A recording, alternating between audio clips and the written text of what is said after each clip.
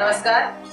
ધર્મિષ્ઠાબેન ગદ્દર, ગુજરાત રાજ્ય બાળ અધિકાર સંરક્ષણ આયોગના ચેરપર્સન. આજ રોજ ખેડા જિલ્લાના કપડવંત તાલુકાના કપડવંત વિસ્તારમાં જે દેશના વડાપ્રધાને બાળ વિવાહ મુક્ત ભારત અભિયાન અંતર્ગત જે 100 દિવસનું અભિયાનની શરૂઆત જે થઈ હતી અને આજે એ જ વિષય ઉપર બાળ વિવાહ મુક્ત ભારત અને બાળ વિવાહ મુક્ત ખેડા જિલ્લો એ અંતર્ગત આ વિસ્તારમાં અહીંયા પ્રયાસ સંસ્થા, દ્રષ્ટિ ડોન બોસ્કો અને જિલ્લા વહીવટીતંત્ર સૌના સહિયારા પ્રયાસથી આજે ખૂબ સુંદર કાર્યક્રમનું અહીંયા આયોજન કરવામાં આવ્યું હતું.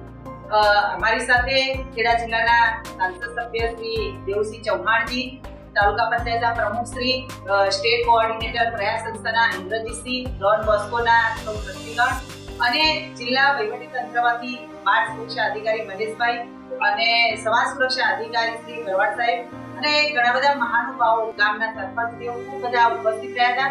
અને મોટા પ્રમાણમાં આવતીકાલે 8 માર્ચ એટલે વિશ્વ મહિલા દિવસ પણ છે, એ અંતર્ગત મહિલા સંમેલન અને બાળ વિવાહ મુક્ત ખેડા જિલ્લો આ અભિયાન અંતર્ગત સામૂહિક કાર્યક્રમ કરવામાં આવ્યો છે. ત્યારે મહિલા શક્તિ પણ ખૂબ મોટા પ્રમાણમાં ઉપસ્થિત રહી. ત્યારે સૌ મહાનુભાવો દ્વારા આ શ્રેષ્ઠ સંસ્થાઓ દ્વારા કરાયેલ પ્રયાસ એ એમને અભિનંદનને પાત્ર અને જે ખેડા જિલ્લામાં કદાચ ગુજરાતના તમામ જિલ્લાઓમાં જે બાળ વિવાહનું જે પ્રમાણ છે, કદાચ ખેડા જિલ્લામાં થોડું વધારે પ્રમાણ હોવાથી અહીંયા વિશેષ ભાર આપી અને અહીંયા આ કાર્યક્રમનું આયોજન કરવામાં આવ્યું છે. સૌ મહાનુભાવે પણ પોતે અને સૌ જનતા, સમાજના આગેવાનો, સરપંચીઓ, તલાટીઓ, ગામના આગેવાનો સૌ સાથે મળી જે સરકાર કામ કરે છે, સંસ્થાઓ કામ કરે છે અને વિભાગો કામ કરે છે, એની સાથે સાથે સમાજની સહિયારી જો જવાબદારી લઈ અને આપણે સૌએ આ સંકલ્પ સાથે જો આગળ વધીશું તો ચોક્કસથી આપણે સમગ્ર ગુજરાતને બાળ વિવાહ મુક્ત બનાવી શકીશું. અને સમાજના આગેવાનોએ જાગૃત થઈ સમાજના બાળકોમાં જ્યારે શિક્ષણથી વંચિત ન રહે, સુરક્ષાથી વંચિત ન રહે, સ્વસ્થતા અને સારા સ્વાસ્થ્યથી વંચિત ન રહે, એના માટેના સૌના પ્રયત્નો હોય છે. પણ જો બાળકોમાં શિક્ષણથી જો વંચિત નહીં હોય તો ચોક્કસથી આપણે આ અભિયાનમાં પણ 100% સફળતા લાવી શકીશું અને બાળ વિવાહ થતા અટકાવી શકીશું.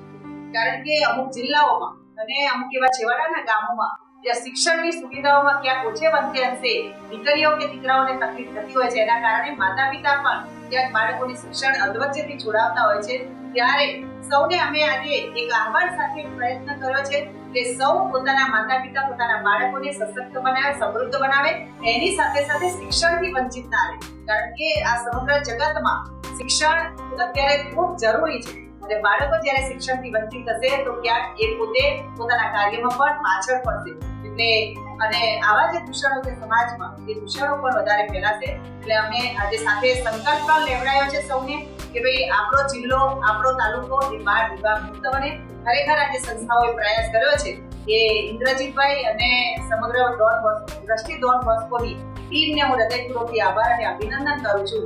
અને અમે પણ સાથે ગુજરાત રાજ્ય બાળ આયોગ જોડાઈ અને ગામે ગામ જઈ, સ્કૂલ હોય કે સંસ્થાઓ હોય કે ઇવન કોઈ પણ વિસ્તાર હોય તે વિસ્તારમાં જઈને પણ આગેવાનોની વચ્ચે આવ્યા જાગૃતિ વિશે કાયદાની સમજ આપી અને આ બાળકોનું ભવિષ્ય ઉજ્જવળ બને એના માટેના સૌના પ્રયત્ન રહ્યા છે. અને આવનારા સમયમાં પણ એને કટિબદ્ધ થઈશું અને સંકલ્પ સાથે આગળ વધીશું.